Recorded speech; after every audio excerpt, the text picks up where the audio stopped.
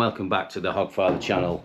Sorry for the lack of videos recently. It's been very busy time in my life. Since my last video I announced that I'd got the Trooper mould, and as per my word I did sort of reach out to Paul, who owned all the Sea Hog rights, and we had a good chat, and we came to a mutual agreement for me to buy all the rights from Sea Hog boats. So he's given me everything. Now it doesn't include the Alaska and the Alaska brand, because apparently he sold that to somebody else. But yeah, as of this week I signed and bought Sea Hog boats off Paul, and along with it I got all the paperwork back. So I've got all the original paperwork from Pam, that Arnie's widow, if you will. So she passed all her paperwork over. I've got the test certificates, the original test certificates when they got given their CE marking back in 1998. So the boats covered on those original testing were the Sea Jeep, the Shorty, the Hunter, the Super Hog, the Sea Lord, and the Samurai, and the Trooper, Sea Trooper Sea Prince. Yeah, so I've got everything. I haven't got everything back yet, because he was over in England, and he has got a bit of the paperwork, but I've got everything I need. Now, as you know from the last video, I don't have all the moulds. Most of them have been destroyed. I have a Seahog Samurai as a boat. There's no mould for that no more, but one could be made from my boat should I decide to do that. The Commodore mould was never a very good mould anyway. It was quite bent. The top didn't fit the bottom very well. And I believe that's been destroyed as well. So at the moment there is literally just the Sea Trooper, which I'm happy about, because there's plenty of good boats out there. There's the Explorer Elite, there's the Predator, there's the Warrior, and they're all the same. They're all V-hulls, same as the Samurai, the Sea Hog Samurai. They're all V-hulls, which great. They travel through the water beautifully. But of an owner of a Samurai, they're not a patch on the Sea Trooper, not even close to the Sea Trooper. When you're out fishing, when you're pulling in an anchor, when you're sat at anchor, when two of you are on one side of the boat hauling a pot, the Sea Trooper is by far and away the most stable small boat ever made. Now, I might be biased, but I happen to know a lot of people think the same. So I'm gonna put it back into production. How quick, how fast? There's a couple of people just from the last video that have shown an interest in wanting one. I'd like to help a few people to get into a boat, especially some of the bigger YouTube guys.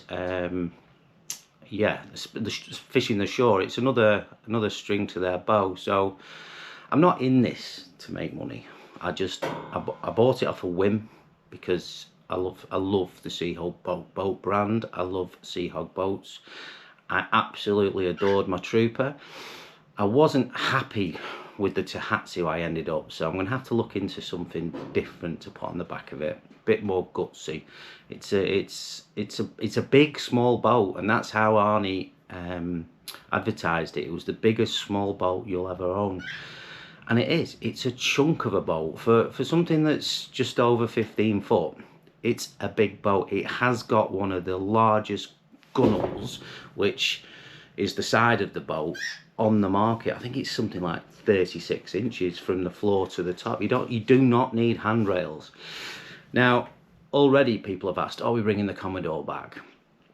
Now, the Commodore, fantastic fishing platform. It used the Pilot 520 hull, and it was huge. You can fish 4 on that boat. It's a 17.5-foot boat with the biggest work deck ever, but it used, as I said, the Pilot 520 hull, which was very, very shallow at the back. Now, what Arnie did to make it better was he made the top deck quite big. The back of the Commodore, above the rubbing strake, is probably over a foot, just to try and compensate for the very, very low gunnels.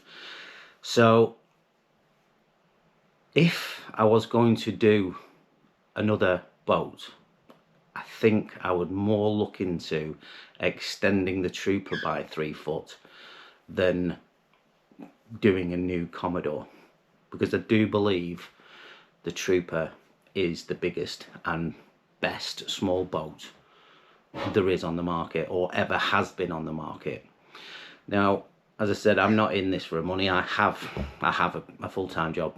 I just want this boat back on the market. I'm passionate about it, so I'm going to start building it in, or having it built in small numbers, just for a few people that have contacted me. There's one person, well, 2 people in particular I'd love to get in one of these boats, and yeah, so watch this space. Trooper is coming back, and I know that will spark a conversation. Warrior owners, obviously, the standard saying is a Sea Hog is for someone who can't afford a Warrior. Absolute rubbish. Absolute rubbish. The Seahog Seatrooper is the best boat. There's the notorious picture out there on the internet of the 2 boats pulling in a big skate in Scotland. Troopers sat flat, got about a 140, 150 skate pulling up on the side, and yeah, the V-hull Warrior leaning right over the side. Now, that's nothing against Warrior. I mean, I've got a Samurai, same hull as a Warrior 165 Mark 1. Great, they are great boats, and to be honest, the finish on a Warrior is second to none. They are, you know, they are the sort of Lexus of the boat range, whereas Sea Hog was always the Ford. You know, they do produce a fantastic boat, but on the backside of that, you're going to be paying for it as well. So I don't know what a package is now at Warrior, 30, 35 grand, and worth it, worth every penny, in my opinion. They are a cracking boat, but having just had this Samurai now for a couple of years, the stability and how safe you feel on the water in a Seahog Seatrooper, you can't put money on that. I would go out in any weather in a Trooper. Yes, they do slam, but so does a V-hull. I mean, anyone can come out, anyone who says a Trooper slams, come out in a Warrior 165, come out in my Samurai, they slam. They all slam. They obviously don't slam as much as the Trooper, excuse me. And there is a little bit of slapping at anchor on a cathedral hull, but I know for a fact that, I mean, I'm not small. What am I, about 16.5, 17 stone? I can stand on the side of a Trooper, and it doesn't lean over. You can literally stand on it. And myself and my fishing partner Lee, we pulled anchors up from the side, and it doesn't bother. It doesn't move.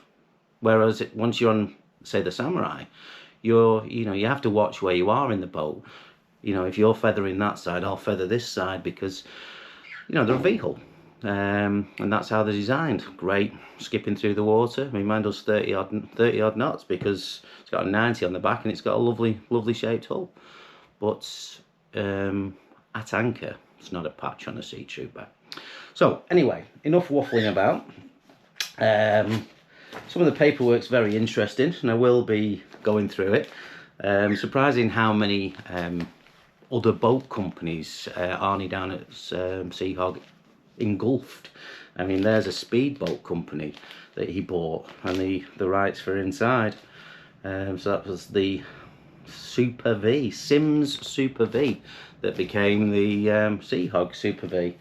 Another one that, I mean, I've seen this paperwork before, but I've never seen this one before. And it's, this was from Arnie's office. It's the Invader 1600. Now, I don't know whether you can see, but that picture right there, that hull looks extremely like the Samurai hull. So I was always led to believe that the Samurai and the Warrior 165 came off a teal 16 foot, but I'm not convinced, having seen that piece of paper. Yeah, new information for me, that the Invader 1600. If anybody knows anything about this, there's plenty of local people that know Seahog. What is that boat?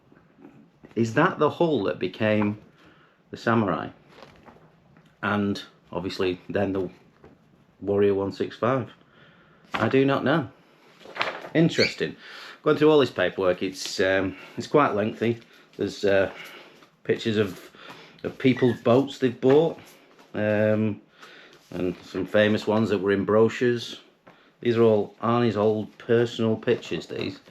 There's one of the first Commodores out there, so I don't know whose that one is, but that's somebody's pride and joy and a brand new trailer.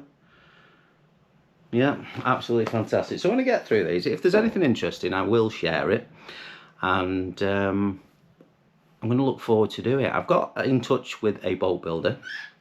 Laws have slightly changed since COVID and the EU. You don't have a HIN number anymore, you have a WIM number. So there's a little bit to be done. You have to be a registered boatyard to produce the certification. So I am going to involve a boat company, and I'm going to get it built. And I'm going to make sure there's no, like I say, I'm not in this for the money. I have a job. That's what pays my bills. This is a hobby, and just a passion. I love small boats, I love fishing, and I love Seahog. So if it needs materials, it will get materials. If it needs the best materials, it will get the best materials. All of under the floor will be flow coated. Nothing will rot. I will eventually look into potentially getting rid of all the wood out of it, but I am told, or was informed a few years ago by the legend that is Mr. Gary Bull, who used to build Wilson Flyers. Now, he took the wood out of the Wilson Flyer 17, and he said it became very, very twitchy to handle. It needs that little bit of extra wood. So I'm going to keep the wood in the floor at the moment, but it's all going to get laminated. It's all going to get laminated into it, and it's all going to get flow coated afterwards, so it will not be able to rot. I am going to be using foam. A lot of people don't like foam. Having said that, if somebody wants a boat and they don't want foam in it, then they don't have to have foam in it. But in my opinion, closed cell foam in a hull, you can literally hole your hull and you won't sink. It can't sink. It's got 27 kilos per cubic foot of buoyancy in that closed cell foam, and it does not retain water. It can't. It's closed cell. It's not the old stuff you see in the old floors when you take them up. That was open cell. It was like a sponge. If you put a gallon of water in it, it would eat it all up. The new closed cell foam is absolutely fantastic. I filled my Trooper from front to back with no spaces, and that's what I'll be doing again. So again, the Sea Trooper, it's going to be back on the market. It will be I'm only going to be doing a few a year. So if you want one, get in touch. I've got a few people already wanting one, and we'll just have to see how it goes. The molds, well, the top mold is perfect. It's already got a molding in it, but the hull mold needs a bit of cleaning. So we'll get the first one out, see what it's like, see if we need to have it recoated, the mold, see how it is. But yeah, that's my update. It's been very busy. I hope I'll get your support. like I say, it's not a job, it's not a business. It's going to be a hobby, and it's going to be to keep a brand that I love alive. If it keeps me fishing, then that's great. So I'm really glad. I'm pretty sure we're bang on 10 years since the legend that was Arnie Holt. I'm pretty sure it's 10 years since he died, and I'm really pleased. I'm really proud that I can bring this back, or hopefully bring this back, and I hope there's a few people want them. I don't want to do many boats. I don't want to be chucking out a boat a month or a boat a week, because I want every boat to be right and to be correct, and I just want them perfect. So yeah, watch this space. The mould is still in my garden at the moment, but I'm in the process of having it moved yet again to where it's going to be built, and I'm just so excited. I am going to record the process, and I'm going to record how it's done and how we're going to make improvements. I've actually even got the old layups in the paperwork. Sort of, they're a bit old and knackered, but yeah, I've got the old layups from Arnie. Now, I've spoke to a couple of renowned boat builders, and I'm going to tweak them slightly, make them a little bit better.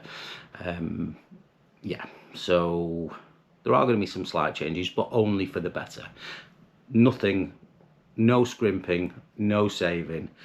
This will be a well-made boat, but it's also going to be a cheap boat, because I've got a job. I do not need paying. I'm just going to produce them, and as long as I don't lose any money, then I'm not bothered. So yeah, if you're interested in a Seahog Seatrooper, get in touch, comment, and if you know anything about this boat, which I've completely lost now, that 16 footer.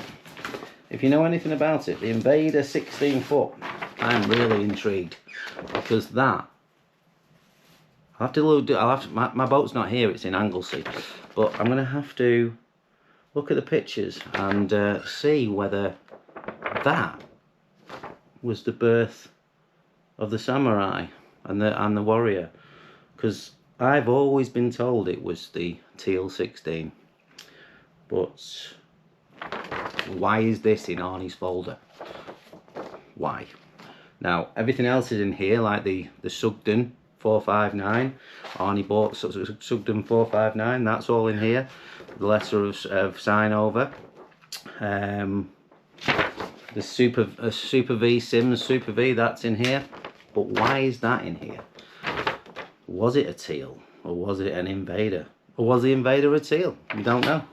Anyway, that's the update. I hope this is going to go down well. I'm really pleased, and even if a few of my mates and a few people that have asked already, and I get a boat out of this, I'm happy. Seahog Seatrooper, honestly, if you've never been in one, give it a go, because you will never feel as safe in the water as you do on a Seahog Seatrooper. Plus, if you've got kids or a dog or anything like that you take out in the water, the gunnels, honestly, you don't need rails. This boat it's deep inside. I mean, I struggle to have a, excuse this, but I struggle to have a wee over the side. I'm only 5'9", and yeah, it's that tall inside the boat. So thank you very much for watching. If you're interested in this, I will still be doing some fishing videos. I'm still doing the shore, practicing shore fishing. I've got some new tackle. I still will be boat fishing, so there'll be those videos as well, but there'll also be regular updates, regular build videos of the Seahog Seatrooper. So thank you very much. Please, will you just do me a favour and subscribe to my channel? Give it a like. I'm trying to get to 1,000 subscribers. I'm on 640 odd or something at the moment. Once I get to 1,000, that'll anything I make from this, I'm going to, because I don't make anything from it, I just enjoy doing it, but it does become making a few bit of money. put it back into Seahog. And let me know what you think about the potential of a 18-foot Seatrooper, because I think that would potentially be the best thing that's ever been on the water. I don't know. Let me know in the comments anyway. So right, I'm gonna go and make some tea. I've been taking up a lot of my time this week, and it's gonna take a bit of time going forward, but I've got a few people in my corner, a few people that are well-known laminators, work for some of the big companies in Lancashire. I've got them on board to do some of the laminating. So yeah, watch this space, and if you're interested or you just like viewing anything about boats and fishing, please do subscribe, please do like, and I will see you all again soon. Thanks a lot.